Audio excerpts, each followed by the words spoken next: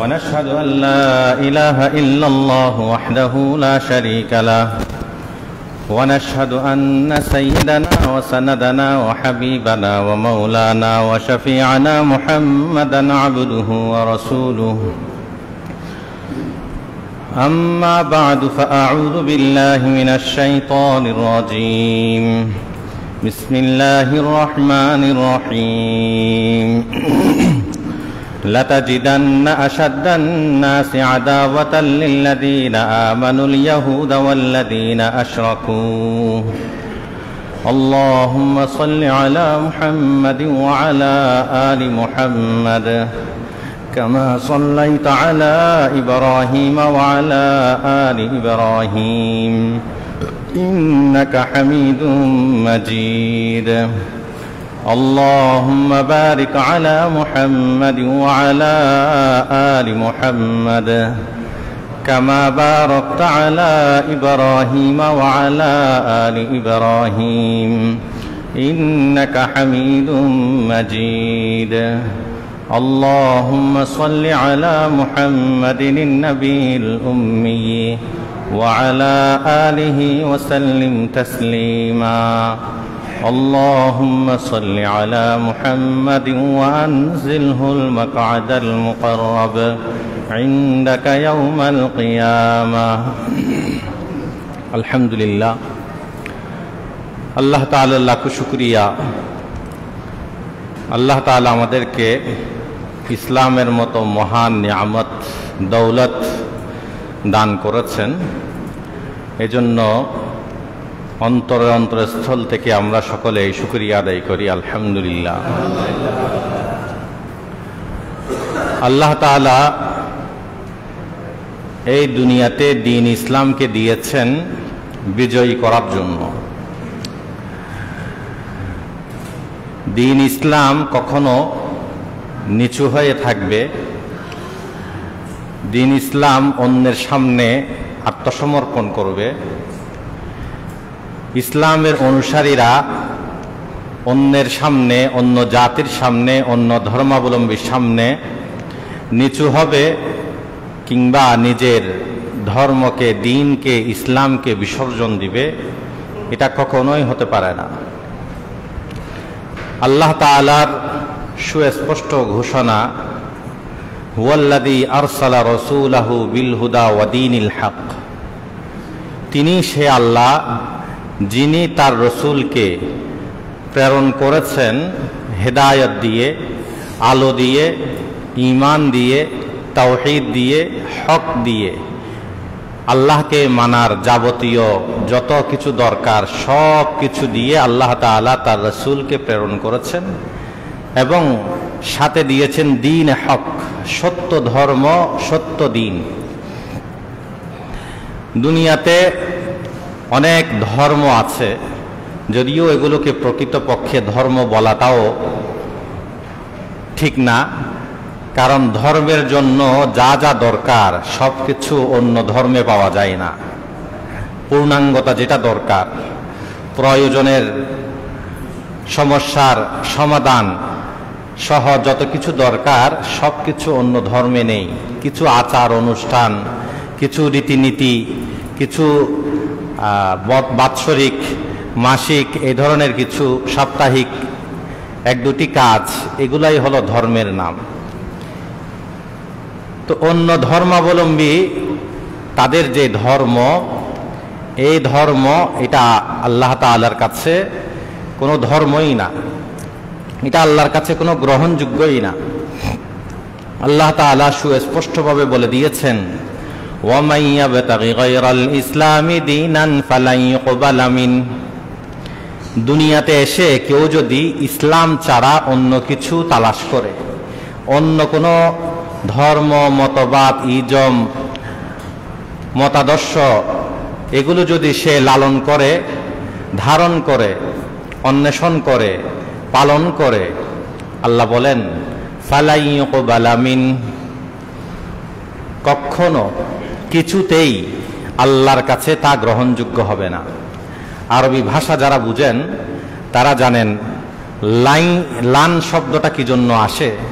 আল্লাহ তাআলা গুরুত্ব বোঝানোর জন্য, আরবিতে যেটাকে বলে তাকিদ, নফিয়ে তাকিদ, না যেটা সেই নার মধ্যে গুরুত্ব বোঝানোর জন্য, মানে কিছুতেই কোনোভাবেই আল্লাহর কাছে সেই ধর্ম ইসলাম ছাড়া অন্য যেই ধর্ম গ্রহণ করা হবে সেটা কিছুতেই কোনোভাবেই আল্লাহর কাছে গ্রহণযোগ্য হবে না। ওয়াহুয়া ফিল আখিরাতি মিনাল খাসিরিন, এবং সে ক্ষতিগ্রস্তদের অন্তর্ভুক্ত হবে। কোরআনে কারীমের মধ্যে যাদেরকে ক্ষতিগ্রস্ত বলা হয়েছে, অধিকাংশ ক্ষেত্রে ক্ষতিগ্রস্ত মানে হলো যাদের দিন দুনিয়া উভয়টা বরবাদ, যারা পরকালে কোনো সফলতা পাবে না, যারা চিরস্থায়ী জাহান্নামী, এদেরকে সাধারণত খাসিরিন, ক্ষতিগ্রস্তদের মধ্যে অন্তর্ভুক্ত হিসাবে আল্লাহ তাআলা শামিল করেছেন। তো এই জন্য আমরা যেই ইসলাম পেয়েছি, অনেক বড় নিয়ামত, অনেক বড় আমাদের সৌভাগ্য। আমরা আল্লাহর কাছে দরখাস্ত করিনি, আল্লাহর কাছে চাইনি, আল্লাহর কাছে কোনো ধরনের অ্যাপ্লিকেশন করিনি, এরপরও আল্লাহ আমাদেরকে কি বানিয়েছেন? এই ইসলাম ধর্মের অনুসারী বানিয়েছেন। এটাই আল্লাহর বহুত বড় নিয়ামত। তো এই দ্বীনে হক, হক ধর্ম, সত্য ধর্ম, এটাকে দিয়েই আল্লাহ তাআলা আল্লাহ রাসূলকে দুনিয়াতে প্রেরণ করেছেন। কি উদ্দেশ্য? লিইয়ুযহিরাহু আলাদ-দীনি কুল্লিহি। আল্লাহ তাআলা চান যে সকল ধর্মের উপর, সকল ইজমের উপর, সকল মতাদর্শের উপর, অন্য যত কিছু হতে পারে সকল কিছুর উপর, সব কিছুর উপর যাতে এই ইসলাম ধর্ম, দ্বীন ইসলাম, এটাই যাতে কি হয়, প্রাধান্য পায়, এটাই যাতে বিজয়ী হয়, এটাই যাতে প্রতিষ্ঠিত হয়, এটার নিচে যাতে সব কিছু চলে আসে। এটা আল্লাহ তাআলা এজন্য ইসলাম ধর্মকে দিয়েছেন।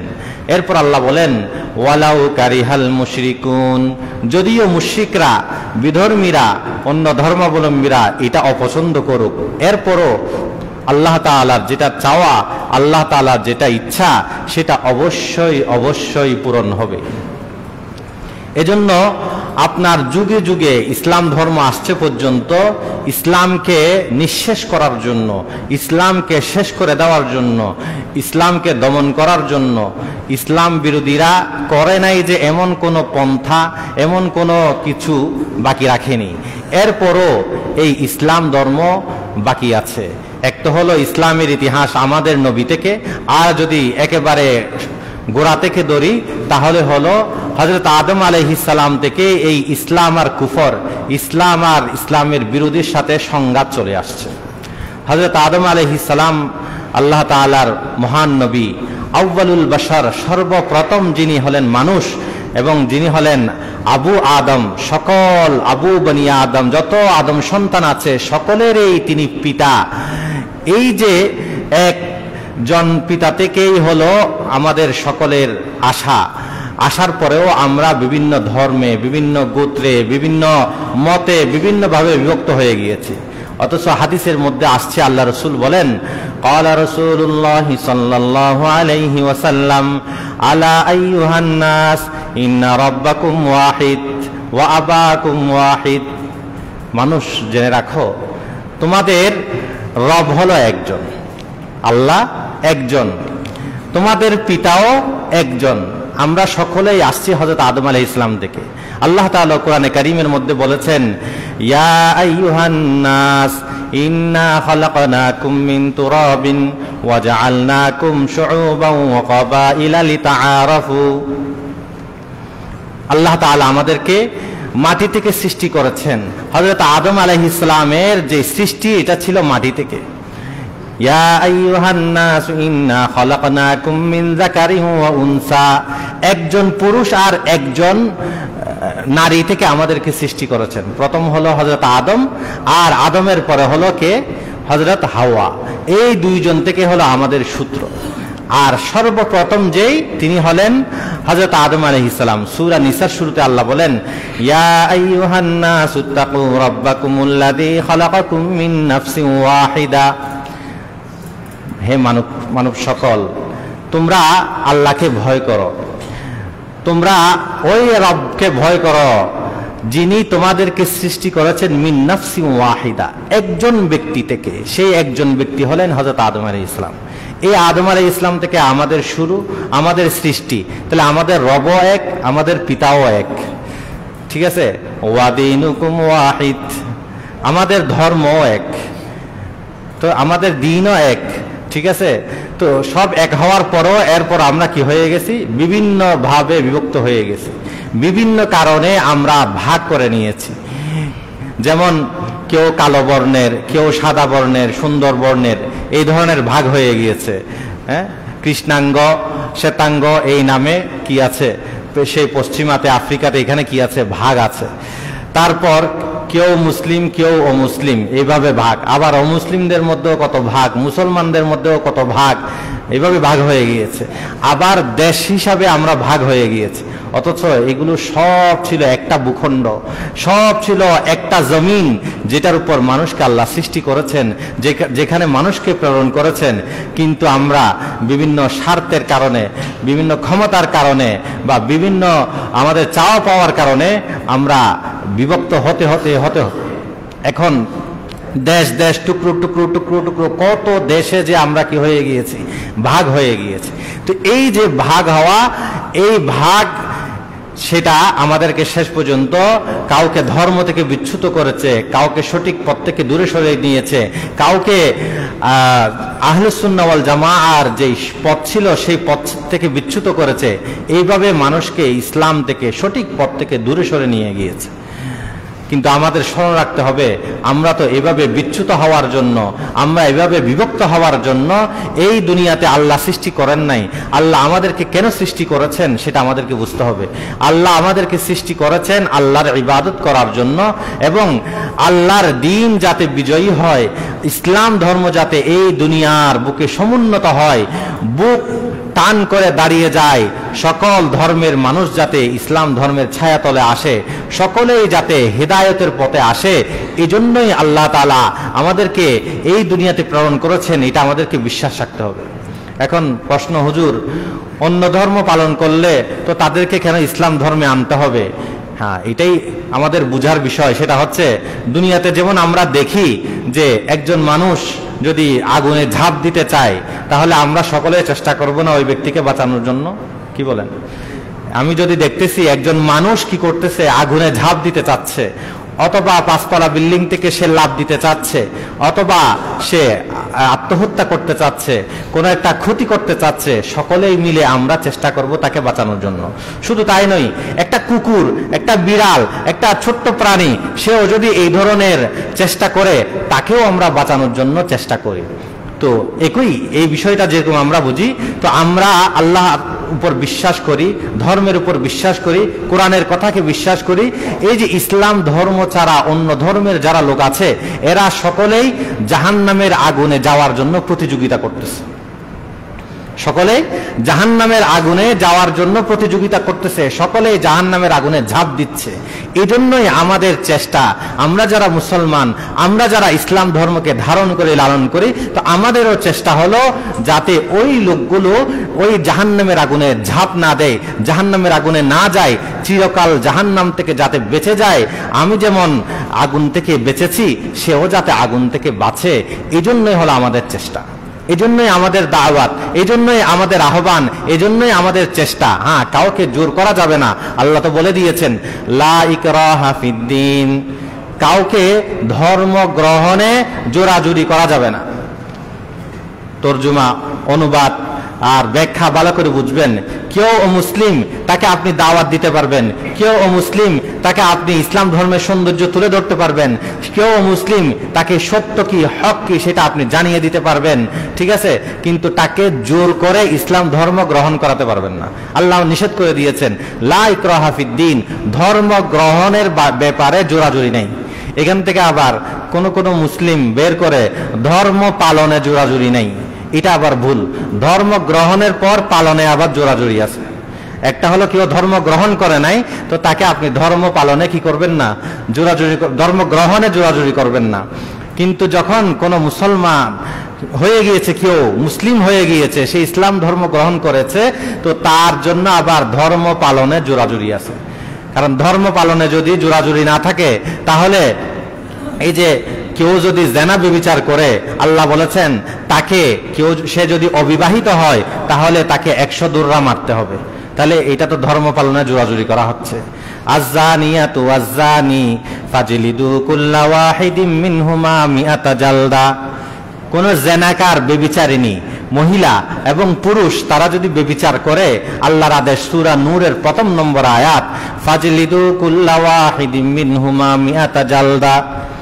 যদি অবিবাহিত হয় তাহলে তাকে হলো কি করতে হবে, আপনার 100 দুররা করে পিটাতে হবে। ঠিক আছে? এরকম কেউ যদি মদ খায়, ইয়াবা খায়, নেশা জাতীয় খায়, মাতাল হয়ে যায়, তাকে 80 দুররা পিটাতে বলেছে। চুরি করলে শর্ত অনুযায়ী সব কিছু যদি পাওয়া যায়, হাত কেটে দেওয়ার কথা বলেছে। যদি সে নামাজ না পড়ে, তাকে ইমাম আবু হানিফা রাহিমাহুল্লাহর মাযহাব অনুযায়ী তাকে জেলখানায় বন্দী করতে বলা হয়েছে। যে এই কথাগুলো ধর্ম পালনে যে জোরাজুরি নেই, এই কথাটা ভুল। ধর্ম পালনে কি আছে? জোরাজুরি আছে। হ্যাঁ, ধর্ম গ্রহণে জোরাজুরি নেই। কারণ আপনি যদি সেনাবাহিনীর সেনাবাহিনীতে যদি আপনি জয়েন করেন, তাহলে আপনাকে সেনাবাহিনীর কথা মানতে হবে, সেনাবাহিনীর আইন মানতে হবে। আপনি যদি বাংলাদেশের নাগরিক হন, তাহলে বাংলাদেশের আইন আপনাকে শরীয়ত বিরোধী না হলে সেটা আপনাকে মানতে হবে। সেটা আপনার জন্য কর্তব্য, সেটা অবশ্যই মানতে হবে। তদ্রূপ কেউ যদি ইসলাম ধর্ম গ্রহণ করলো না, তাহলে সে ইসলাম মানতে হবে না, তার জন্য আবশ্যক না। কিন্তু সে যখন ইসলাম ধর্ম গ্রহণ করলো, ইসলাম ধর্মে প্রবেশ করলো, তাহলে সে হলো সেনাবাহিনীতে জয়েন করলো বা কোনো একটা দেশের নাগরিক হলো। তো দেশের আইন কানুন যেমন তার জন্য মানা কর্তব্য, সেনাবাহিনীর আইন যেমন তার জন্য মানা কর্তব্য, সেম একইভাবে ইসলাম ধর্ম গ্রহণ করার পর ইসলামের আইন, ইসলামের বিধান, ইসলামের যত আহকাম আল্লাহ তাআলা দিয়েছেন, সেগুলো একজন মুসলমানের জন্য মানা কর্তব্য। সে মানতেই হবে, মানার জন্য চেষ্টা করতে হবে। ভুল হয়ে গেলে আল্লাহর কাছে তওবা করবে, কিন্তু তাকে অবশ্যই মানতে হবে, এই বিশ্বাসটা রাখতে হবে। তো আল্লাহ তাআলা এইভাবে আমাদেরকে সত্য সঠিক একটা ধর্মের অনুসারী করেছেন। এটা আল্লাহ তাআলার অনেক বড় নেয়ামত, অনেক বড় পাওয়া আল্লাহর পক্ষ থেকে। এটার আল্লাহর কাছে কি করা দরকার? আমাদের শুকরিয়া করা দরকার। আদমিয়ত দাদাই বাজম মুসলমান কর দাই, আই খুদা কুরবা শাওম এহসা বর এহসা কর দাই, ইসাদত বজুরে বাজুনিস তানা বখশদ খুদায়ে বখশিন্দা। এই যে সৌভাগ্য, এটা বাহুর বলে, আমার চেষ্টার বলে, আমার ক্ষমতা বলে, আমার জ্ঞানের বলে, আমার অন্য কোনো শক্তির কারণে যে আমি অর্জন করতে পেরেছি তা নয়। আল্লাহ তাআলা আমাকে দান করেছেন, এই জন্য শুকরিয়া করা দরকার। তো আল্লাহ দিন এটা বিজয়ী হবে, আল্লাহ তাআলা যুগে যুগে দেখিয়েছেন। এই পর্যন্ত ইসলাম ধর্মকে দলিল দিয়ে, দলিল প্রমাণের মাধ্যমে কখনো ইসলাম ধর্মকে নিচু করা যায় নাই। সর্বকালে সবসময় ইসলাম ধর্ম দলিলের জোরে সবসময় বিজয়ী লাভ করেছে। আরেকটা হলো রাজনৈতিকভাবে এবং দেশের আইন কানুন হিসাবে ইসলামের বিজয়। এটাও আল্লাহ তাআলা শর্ত যখন পুরা হয় তখন দান করেন। আল্লাহ রসুলের যুগে রাসূলুল্লাহ সাল্লাল্লাহু আলাইহি ওয়াসাল্লাম 13 বছর মক্কার জীবনে ছিলেন, সেখান থেকে হিজরত করে মদিনাতে গিয়েছেন। সেই মদিনার 10 বছর জীবনে আল্লাহ তাআলা এই দ্বীনের বিজয় দান করেছেন। আল্লাহ রসুল সাল্লাল্লাহু আলাইহি ওয়াসাল্লাম 10 বছর, এরপর হযরতে আবু বকর রাদিয়াল্লাহু তাআলা আনহুর 2 বছর খেলাফতকাল, হযরতে ওমর রাদিয়াল্লাহু তাআলা আনহুর 10 বছর খেলাফতকাল, হযরতে উসমান রাদিয়াল্লাহু তাআলা আনহুর 12 বছর খেলাফতকাল, হযরতে আলী রাদিয়াল্লাহু তাআলা আনহুর 5.5 বছর বা 6 বছরের কাছাকাছি খেলাফতকাল, প্রায় 30 বছর আল্লাহ তাআলা এই দ্বীনের বিজয়ী দিয়েছেন। এবং প্রায় 10 লক্ষ না 18 লক্ষ হাজার বর্গ কিলোমিটার এই ইসলামের কি ছিল? বিধিবিধান চালু ছিল। এইভাবে ইসলাম ধর্মের অনুসারী মানুষ ছিল। তখন ইসলাম ধর্মের মধ্যেই মানুষ আসা, ইসলাম ধর্মের ছায়াতলে থাকা, আর ইসলাম ধর্ম গ্রহণ করতে না পারলেও ইসলামের যে ইনসাফ, ইসলামের যে ন্যায়, ইসলামের যে নীতি, এইটা মধ্যে তারা থাকাকেই নিজেদের জন্য নিরাপদ মনে করত। কিন্তু দুর্ভাগ্য আমাদের, মুসলমানদের আরাম প্রিয়তা, মুসলমানদের ধর্ম বিমুখতা, মুসলমানরা তাদের নিজের আত্মপরিচয় ভুলে গিয়ে তারা যখন বিধর্মীদের অনুসরণ করলো, বিধর্মীদের সাজিশে, বিধর্মীদের চক্রান্তে যখন পা দিল, আজ তারা তাদের এই খেলাফতকে, ইসলামের সুন্দর সুমহান যেই মর্যাদা, ইসলামের যেই নেই ইনসাফ যেটা ছিল, সেটা নিজেরাও বঞ্চিত হলো, অন্যদেরকেও বঞ্চিত করলো। আমরা আজকে 1921 থেকে নিয়ে আজকে 2025 প্রায় 104 বছরের কাছাকাছি আমরা এই খেলাফত বিলুপ্ত হয়েছে। এজন্য খেলাফত কি জিনিস, খেলাফতের সৌন্দর্য কি, খেলাফত কালে ইসলামের কি ন্যায় ইনসাফ চালু ছিল, খেলাফতের সময় মুসলমানরা তো আছেই, অমুসলিমরা পর্যন্ত কিভাবে নিরাপদ ছিল, এগুলো আপনি ইতিহাস জানেন, পড়েন, দেখেন, তাহলে সত্যটা উপলব্ধি করতে পারবেন। এখন তো আমরা আমাদের নিজেদের ইতিহাসও জানি না, অন্যের ইতিহাস তো দূরের কথা। এজন্য আমরা নিজেদেরকে হীনমন্যতায় ভুগি। এজন্য আমরা মনে করি ইসলাম ধর্ম আসছে, ধর্ম আমরা পালন করব, এরপর দুনিয়া থেকে চলে যাব। না, আপনি যেমন একটা ভালো জিনিস পেলে সেটা নিজে খান, আর যদি আপনার কাছে যদি অন্যের উপকারিতা, অন্যের প্রতি মায়া মমতা থাকলে সেটা যেমন অন্যকেও খাওয়ানোর জন্য, অন্যকেও উপকৃত করার জন্য আপনার অন্তরে লালন করেন। তা আপনি যদি ইসলাম ধর্মের এই বিষয়টা যদি বুঝতে পারতেন, উপকারিতাটা যদি আপনি ধারণ করতে পারতেন, তাহলে ইসলামের সৌন্দর্য নিজে যেমন ধারণ করেছেন, অন্য যাতে ধারণ করে, অন্যরাও যাতে সেই ইসলাম ধর্মের সৌন্দর্যকে বুঝে গ্রহণ করতে পারে, সেটাও আপনি চেষ্টা করতেন। কিন্তু হায় আফসোস, আমাদের এমন অবস্থা হয়েছে যে আমরা আস্তে আস্তে আস্তে আস্তে এই ইসলাম ধর্মের সব কিছু ভুলে বসেছি, নিজেদের আত্মপরিচয় পর্যন্ত আমাদের কাছে বাকি নেই। এজন্য অনেক আফসোস করা দরকার। আজকে একটা বিষয়ে বিশেষভাবে আলোচনা করব, সেটা হলো ইসকন সংগঠন নিয়ে এবং হিন্দুত্ববাদী। একটা হলো হিন্দু সম্প্রদায়, আর হলো হিন্দুত্ববাদের মধ্যে কঠোর একটি সংগঠন হলো ইসকন সংগঠন। এই নিয়ে এবং তাদের পরিকল্পনা নিয়ে, তাদের মুসলমানদের প্রতি তাদের কি কি পরিকল্পনা তারা মুসলমানদেরকে নিয়ে করেছে, এগুলো নিয়ে আমি কিছু আলোচনা করি। এটা খুবই জরুরি একটি আলোচনা, খুব ভালোভাবে খেয়াল করবেন। আমরা মনে করি স্বাভাবিকভাবে মসজিদে আসছি, নামাজ পড়ছি, এটা ওটা দিন ধর্ম পালন করছি, এইভাবেই আমরা চলে যাব না। দুনিয়াতে কেউ এমনি বসে থাকে না। যারা জাগ্রত, যারা নিজেদের লক্ষ্য চূড়ান্ত করে রেখেছে, তারা কেউ এমনি বসে নেই।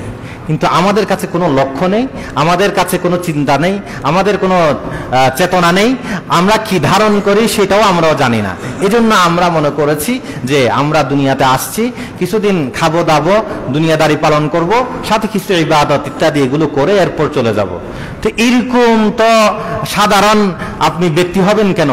আপনাকে যেই আদর্শ আল্লাহ দিয়েছেন, আপনাকে যেই দিন ধর্ম আপনাকে দিয়েছেন, তো আপনার তো একটা লক্ষ্য থাকা দরকার, আপনার তো একটা চিন্তা চেতনা থাকা দরকার, আপনার তো একটা উদ্দেশ্য নিয়ে কাজ করা দরকার। আল্লাহ তো বলে দিয়েছেন, ওয়ালতাকুম মিনকুম উম্মাতুন ইয়াদউনা ইলাল খায়রি ওয়া ইয়ামুরুনা বিল মারুফ ওয়া ইয়ানহাউনা আনিল মুনকার ওয়া উলাইকা হুমুল মুফলিহুন। আল্লাহ বলেন, একদল লোক এমন থাকতে হবে যারা সব সময় খায়ের, কল্যাণ, ইসলাম, হিদায়াত, হক ধর্ম এটার দিকে মানুষকে দাওয়াত দিতে হবে, আহ্বান করতে হবে। ওয়ায়ামুরুনা বিল মারুফ, তাদের কাজ হলো সৎ কাজের আদেশ করবে। ওয়ায়ানহাউনা আনিল মুনকার, যত অকল্যাণ আছে, যত খারাপ মন্দ কিছু আছে, এগুলা থেকে বিরত করতে হবে, বিরত রাখতে হবে। আল্লাহর ভাষায় ওয়া উলাইকা হুমুল মুফলিহুন, এরাই হলো সফল কাম, এরাই হলো কামিয়াব। তা আপনি সেই কামিয়াবের খাতায় কেন নাম লিখাবেন না? আপনি সেই সফল কামদের কেন অন্তর্ভুক্ত হওয়ার চেষ্টা করবেন না? তো এইগুলো যদি চেষ্টা করতে হয়, তাহলে আপনাকে সজাগ থাকতে হবে। আপনার সজাগ যদি আপনি না থাকেন, তো শেষ পর্যন্ত দেখবেন আপনার ঘরের মধ্যে পর্যন্ত ইঁদুর ঢুকেছে, চোর ঢুকেছে, চুরি করতেছে, আপনিও বুঝতে পারবেন না। আমি একটু এই বিষয়ে তথ্য তুলে ধরি। 2021 সালের ডিসেম্বর, 2021 সালের ডিসেম্বরের 17 থেকে 19 তারিখ ইন্ডিয়া, ভারতে এক জায়গায় হিন্দুদের বড় বড় অনেক নেতা পণ্ডিত এরা বসে পরামর্শ করেছে। 3 দিন ব্যাপী পরামর্শ। কি পরামর্শ? অনেক লম্বা আলোচনা, অনেক লম্বা কথা। সার কথা হচ্ছে, তারা আগের থেকেই যেটা লালন করে আসছে এবং সেটাকে জোরদার করার জন্য অখণ্ড ভারতের তারা চিন্তা করে। পুরা অখণ্ড ভারত, রামরাজ্য এখানে কি করবে? প্রতিষ্ঠা করবে। সেই অখণ্ড ভারতের পরিকল্পনার মধ্যে পাকিস্তান, আফগানিস্তান, ওদিকে নেপাল, এদিকে বাংলাদেশ সহ এই সব কিছু মিলেই হলো তাদের অখণ্ড ভারত। নেপাল, শ্রীলঙ্কা এগুলো সহ মিলে পুরাটাই তারা অখণ্ড ভারত হিসাবে করে এখানে রামরাজ্য প্রতিষ্ঠা করবে, হিন্দুত্ববাদকে তারা এখানে প্রতিষ্ঠা করবে। এটার জন্য যা যা করা দরকার এই সব কিছু তারা করবে। সেখানে এমনও পরামর্শ আসছে, একজন নেতা বলেছেন, আপনারা যদি একটা মোবাইল কিনতে যদি 5,000 টাকা খরচ করেন তাহলে অস্ত্র কেনার জন্য 1 লাখ রুপি বরাদ্দ করবেন। তাদের কথা, যদি মোবাইলের জন্য 5,000 টাকা বরাদ্দ করেন তাহলে অস্ত্রের জন্য কত? 1 লাখ রুপি, বাংলাদেশি হিসাবে 1.5 লক্ষ টাকার উপরে। তো এই যে এদের পরিকল্পনা, এরকম বিভিন্নভাবে তারা মানে মুসলমানদেরকে শেষ করবে, মুসলমানদেরকে জাতিগতভাবে নিধন করবে, মুসলমানদেরকে ধাপে ধাপে, কারণ কেউ হঠাৎ করে একেবারে এসে সবকিছু শেষ করে দিতে পারে না, ঠিক আছে? আপনি যদি একটু চিন্তা করেন তাহলে দেখবেন, আমি মনে করতেছেন আমরা মুসলমানরা সংখ্যায় কত, এত সংখ্যায় মুসলমান আছি আর হিন্দুরা আমাদের বাংলাদেশে আসে দখল করবে, এত সহজ? আপনি একটু চিন্তা করেন, পুরা বিশ্বের মধ্যে 57-58টি মুসলিম কান্ট্রি আছে, মুসলিম দেশ আছে, ঠিক আছে? তো এই সকল মুসলিম, এরা সকল ফিলিস্তিনি মুসলমান ভাই না? কি বলেন?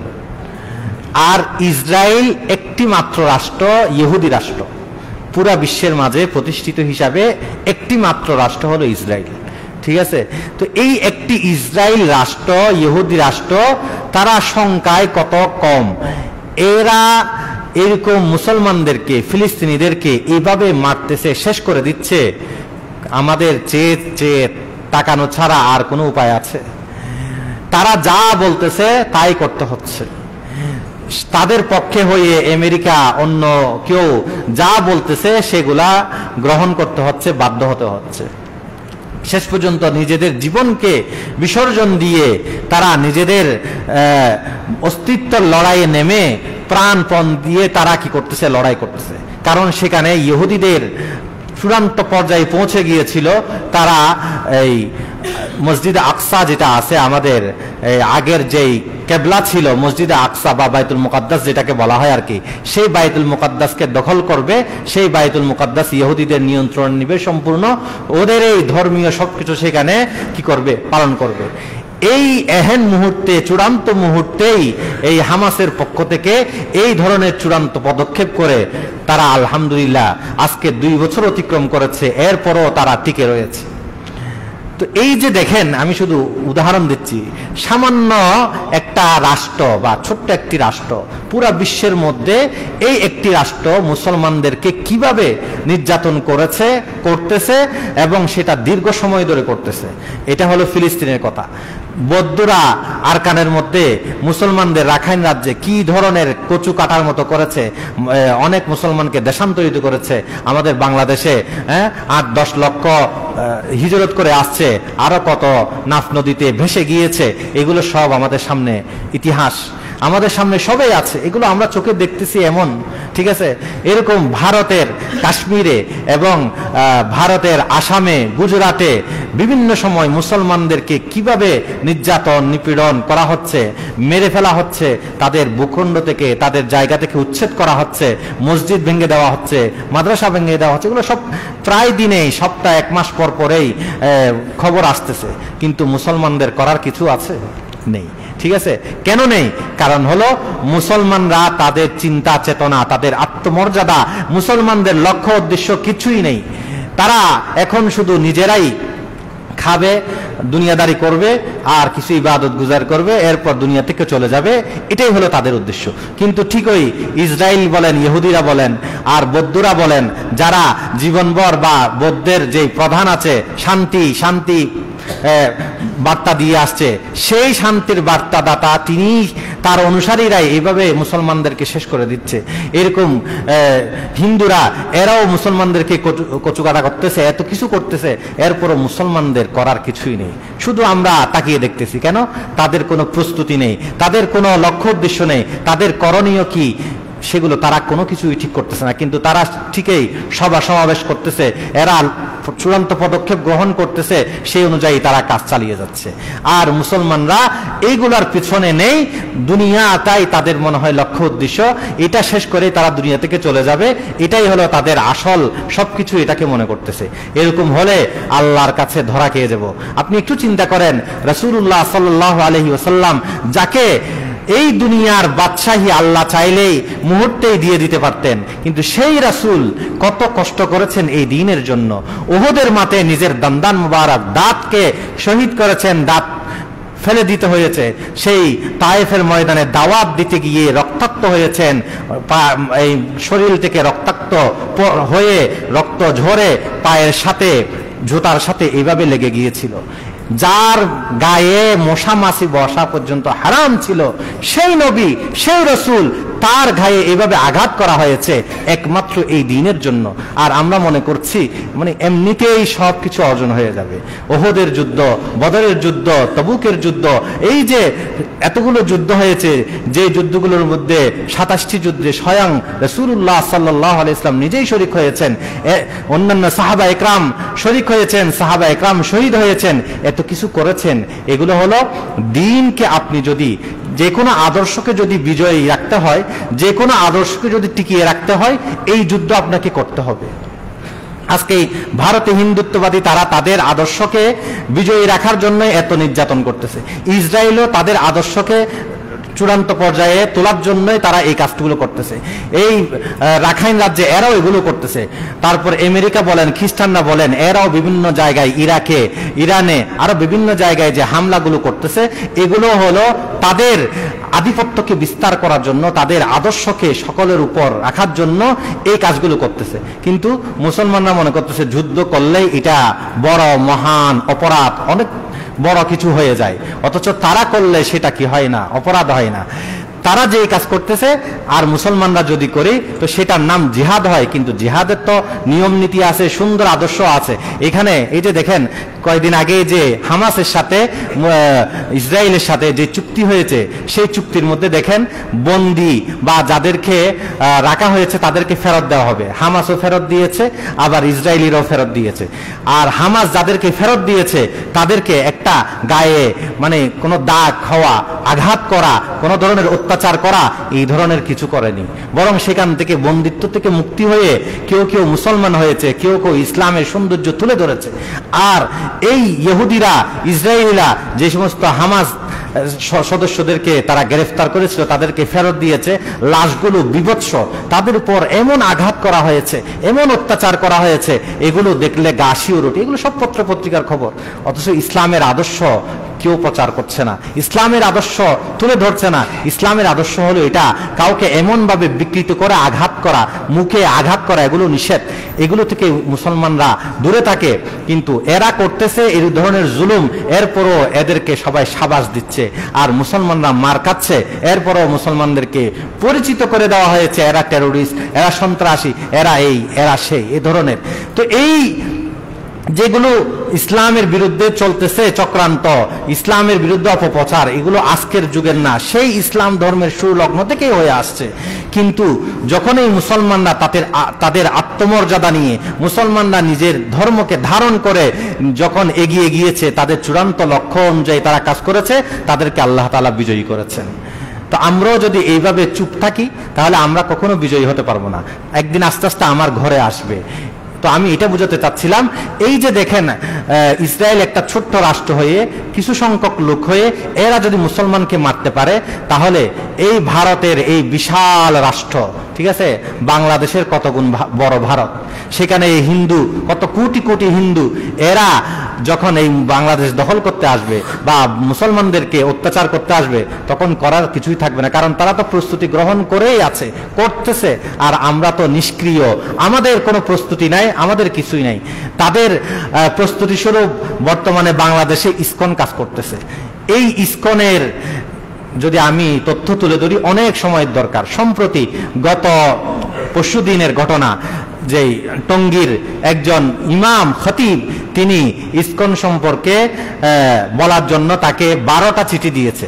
চিঠি দিয়েছে যে তুমি ইসকনের ফায়দা উপকারিতা এগুলো সম্পর্কে, অখণ্ড ভারত সম্পর্কে বলবা, এবং হিন্দুদের সাথে মুসলমান মেয়েদের প্রেম বিবাহ ইত্যাদি এগুলো অবৈধ না, নাজায়েজ না, এগুলা কলা কৌশলে তুমি তুলে ধরবা। এই ধরনের 12টা চিঠি দিয়েছে। তো তিনি এগুলার তো পক্ষে তো বলেন নাই, আরো বিরোধিতা করেছে। পরে গত বুধবার সেই টঙ্গী থেকে উনি সকালে ফজরের পরে হাঁটতেছিলেন, তখন অ্যাম্বুলেন্স এসে ওনাকে একটা নাকের মধ্যে যে স্প্রে জাতীয় যেগুলো দেয় আর কি, বেহুশের মতো করে অ্যাম্বুলেন্সে তুলে নিয়ে গিয়েছে। যখন প্রায় সকলের পক্ষ থেকে প্রতিবাদ হয়েছে, ওরা দেখলো যে এটা আর করার কিছুই নেই, তখন সেই পঞ্চগড়ে সীমান্তবর্তী এলাকা, যেখানে ভারতের সাথে তেঁতুলিয়ার সীমান্তবর্তী এলাকা, সেই পঞ্চগড়ে ওনার পায়ে শিকল বাঁধা বিবস্ত্র অবস্থায় একটি গাছের সাথে বাঁধা অবস্থায় ওনাকে সেখান থেকে উদ্ধার করা হয়েছে। এই যে ইসকনের এইগুলো শুধু একটা ঘটনা না, আজ থেকে 9 বছর আগেও সিলেটের একজন ইমাম এরকম ইসকনের বিরুদ্ধে বলায় তাকে হত্যা করা হয়েছিল। এরকম বিভিন্ন ঘটনা ঘটেছে, এরা করতেছে। এই যে কিছুদিন আগে আলিফ হত্যা, আমাদের চট্টগ্রামের যে আইনজীবী, এইগুলো সব ইসকনের কাজ। এরা পুরা দেশের মধ্যে নেটওয়ার্ক ছড়িয়ে রেখেছে। ইসকনের পক্ষে যারা ইসকনের পক্ষে কাজ করবে, ইসকনের বিরুদ্ধে যারাই কথা বলবে, যারাই কাজ করবে, তাদেরকে তারা টার্গেট করবে, তারা বিভিন্ন ধরনের পদক্ষেপ গ্রহণ করবে। তো আমরা যদি সচেতন না হই, তাহলে এরা অদূর ভবিষ্যতে আমাদের বিরুদ্ধে কাজ করবে। আপনি কিছুই করতে পারবেন না তখন। যখন কোনো একটা গাছ বড় হয়ে যায়, তখন সেটাকে আর সহজে উপড়ে ফেলা যায় না। ছোট গাছ সহজে উপড়ে ফেলা যায়, ঠিক আছে? এখন ওদের টার্গেটের মধ্যে বড় একটি টার্গেট হলো হিন্দু যুবক, তারা মুসলমান মেয়েদেরকে বিভিন্ন কলা কৌশলে প্রেমের ফাঁদে ফেলে। এগুলোর বিভিন্ন পর্যায়ে আছে, সুরত আছে। আমি 1-2টা বলি। একটা হলো তারা ফেসবুকের মাধ্যমে তাদের কিছু আইডি আছে, আমি ইসলামকে ভালোবাসি নাম, আইডির নাম, আমি মুসলমান হতে চাই, ইসলামের সৌন্দর্য সকালের কাছে ছড়িয়ে দিতে চাই, এরকম খুব আকর্ষণীয় কিছু আইডি আছে, ঠিক আছে? ইসলামকে আমি খুব ভালোভাবে পালন করতে চাই, ঠিক আছে? এই ধরনের কিছু আইডি দিয়ে তারপর এরা টার্গেট করবে এই মেয়েদের সাথে সম্পর্ক গড়ার। তারপর যখন আস্তে আস্তে মেয়েদের সাথে কোনোভাবে সম্পর্ক হবে, এরপর তাকে প্রেমের ফাঁদে ফেলে এরপর তাকে হয়তো ধর্ষণ করবে, অথবা তাকে পতিতালয়ে বিক্রি করে দিবে, অথবা ভারতে পাচার করে দিবে, অথবা খুন করে দিবে, শেষ করে দিবে। মানে এদের উদ্দেশ্য হলো এই মেয়েদেরকে যদি কোনোভাবে, এটাকে তারা নাম দিয়েছে ভাগোয়া লাভ ট্রাপ, এটাকে তারা নাম দিয়েছে, এটা একটা তাদের ধর্মীয় আদর্শ, এটাকে তারা ধর্মীয় কাজ হিসাবে গ্রহণ করেছে। ভাগোয়া লাভ ট্রাপ এটা কাজ হলো, এটাকে তারা অনেক বড় সওয়াবের কাজ মনে করে। কারণ হচ্ছে মুসলমান মেয়েদেরকে যদি প্রেমের ফাঁদে ফেলে, তাকে যদি কোনোভাবে ভাগে আনা যায়, বা তাকে যদি ধর্ষণ করে ছেড়ে দেওয়া যায়, তাকে যদি ধর্মান্তরিত করা যায়, তাকে যদি ভারতে পাচার করে দেওয়া যায়, অথবা তাকে যদি পতিতালয়ে বিক্রি করে দেওয়া যায়, মানে কোনোভাবে যদি এই মুসলমান ওই মেয়েটির যদি সন্তান গ্রহণ করার স্বাভাবিক জীবনযাপনের অবস্থা যদি শেষ করে দেওয়া যায়, তাহলে মুসলিম জন্মগ্রহণের সংখ্যা কমে আসবে। এই হলো তাদের কাজ। এই জন্য তারা এই মুসলমান মেয়েদেরকে টার্গেট করেছে। এরকম তথ্য আছে, 150 ডকুমেন্টারি আছে, মুসলমান মেয়েরা এদের শিকার হয়েছে। এই যে পূজার সময়ও, এমনকি পূজার সময়ও মুসলমান মেয়েরা দেখতে যায়, অথচ তারা তাদেরকে এইভাবে টার্গেট করে তাদেরকে আস্তে আস্তে তাদের ভাগে নিয়ে আসে। তারপর তাদের আরেকটা কাজ হলো যে তারা ব্ল্যাক ম্যাজিক করে। যদি দেখা যাচ্ছে কোনো মেয়েকে আনতে পারতেছে না, তখন তারা ব্ল্যাক ম্যাজিক করে। এইটা একটা জাদু আর কি, সে জাদু তো সত্য, এটা হাদিসের মধ্যে আছে, স্বয়ং আল্লাহ রাসূলকেও জাদু করা হয়েছে। এই ব্ল্যাক ম্যাজিক করে মেয়েদেরকে ফাঁদে ফেলা হয়। তো এই জন্য ব্ল্যাক ম্যাজিকের আসর থেকে আপনার নিজেকে, আপনার সন্তানকে, আপনার পরিবারকে রক্ষা করার জন্য আপনি কি করবেন? চেষ্টা করবেন। সকাল বিকাল 3 কুল 4 কুল এগুলো পড়বেন। কুল হুয়াল্লাহু আহাদ, তারপর কুল আউযু বিরব্বিল ফালাক, কুল আউযু বিরব্বিন নাস, এগুলো সকালে ফজরের পর 3 বার, আর মাগরিব সন্ধ্যার সময় 3 বার, আয়াতুল কুরসি 1 বার। এগুলো অবশ্যই নিজের পরিবার সকলকে প্রত্যেকবার পড়তে বলবেন, কোনোভাবে যাতে মিস না যায়। কারণ এগুলো হলো ব্ল্যাক ম্যাজিক থেকে দূরে থাকার, জিন ইত্যাদি এগুলো থেকে দূরে থাকার অনেক বড় রক্ষা কবচ। এগুলো যদি আপনি না করেন, তাহলে যে কোনোভাবে আক্রান্ত হতে পারেন। এবং ঘরের মধ্যে বড় বড় করে কোরআন তিলাওয়াত করবেন। এগুলা হলো এই ব্ল্যাক ম্যাজিক থেকে, জিন জাদু এগুলো থেকে বাঁচার জন্য উপায়। বিসমিল্লাহিল্লাযী লা ইয়াদুররু মা ইসমিহি শাইউন ফিল আরদি ওয়ালা ফিস সামা ওয়া হুয়াস সামিউল আলিম, এই দোয়া সকাল 3 বার, সন্ধ্যায় 3 বার, তারপর আউযু বিকালিমাতিল্লাহি তাম্মাতি মিন শাররি মা খালাক, সকালে 3 বার, বিকালে 3 বার, এগুলো আপনি পড়বেন, সন্তানদেরকে শিক্ষা দিবেন। এবং খুব লক্ষ্য করবেন আপনার মেয়ে, আপনার সন্তান, আপনার কলিজার টুকরা আপনি ছেড়ে দিচ্ছেন, কোথায় যায়, মোবাইল হাতে দিয়ে দিচ্ছেন, কিন্তু সেই সন্তান মোবাইল নিয়ে সে কার সাথে চলে, কার সাথে যায়, কার সাথে কি করে, এগুলো খেয়াল করবেন। হাদিসের মধ্যে আছে, ক্বালা রাসূলুল্লাহ সাল্লাল্লাহু আলাইহি ওয়াসাল্লাম আল মারউ আলা দীনি খলিলিহি ফালয়ানজুর মান ইউখালিল। আল্লাহ রাসূল বলেন, মানুষ চলে হলো তার আলা দীনি খলিলিহি, তার দুস্থ, তার বন্ধু কোন আদর্শ লালন করে, কোন ধর্ম অনুযায়ী চলে, কি চিন্তা চেতনা লালন করে, ওই ব্যক্তিও সেটা বন্ধুর থেকে সেটা গ্রহণ করে। এই জন্য আল্লাহ রাসূল বলেন, ফালিয়ানজুর আহাদুকুম মান ইউখালিল, তোমাদের প্রত্যেকে যাতে খেয়াল করে তোমার সন্তান, তোমার ঘনিষ্ঠ ব্যক্তি, সে যাতে কার সাথে দোস্তি করতেছে, কার সাথে বন্ধুত্ব করতেছে, এটা আপনি খেয়াল করবেন। ঠিক আছে? এজন্য কবিও বলেছেন, ইয়ারে বদ বদ তরবুদ আজমারে বদ হকে জাতে পাকে আল্লাহু সামাদ, ইয়ারে বদআ রতুরা সুয়ে জাহিম, ইয়ারে নে কুগুর গিরে তায়া বিনাইম। শেখ সাদি রহমতুল্লাহ আলাইহি বলতেছেন, ইয়ারে বদ বদ তরবুদ আজমারে বদ, বলছে খারাপ দোস্ত, খারাপ বন্ধু এটা বিষাক্ত সাপের চেয়ে আরো খারাপ। কারণ বিষাক্ত সাপ সে আপনার জানকে শেষ করবে, আর যে খারাপ বন্ধু সে শুধু আপনার জীবনকে না, আপনার দ্বীনকে, আপনার ধর্মকে, আপনার চরিত্রকে, আপনার আদর্শকে, আপনার সবকিছুকে আস্তে আস্তে সে শেষ করে দিবে। এজন্য ইয়ারে বদ বদ তরবুদ আজমারে বদ হকে রাতে পাকে আল্লাহু সামাদ, ইয়ারে বদআ রতুরা সুয়ে জাহিম, ইয়ারে নেকু গিরে তায়া বিনাইম। বদকার খারাপ বন্ধু জাহান্নামের দিকে মানুষকে টেনে নিয়ে যায়, তার বন্ধুকে টেনে নিয়ে যাবে। আর এজন্য তুমি সবসময় চেষ্টা করবা সৎ মানুষের সঙ্গ, সৎ সঙ্গে স্বর্গবাস, অসৎ সঙ্গে সর্বনাশ।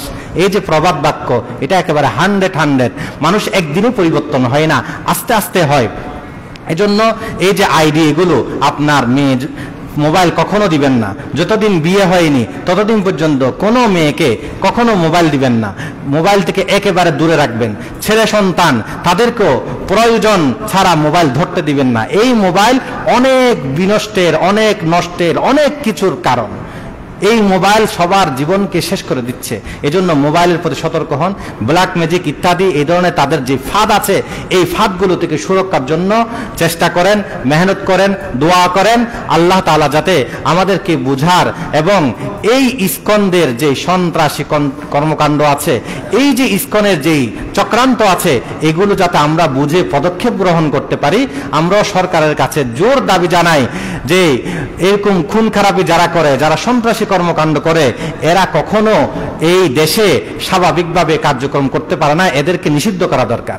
হিন্দুরা থাকবে, যারা শান্তিপ্রিয়, যারা মানুষের ক্ষতি করে না, এদের জন্য কোনো সমস্যা নেই।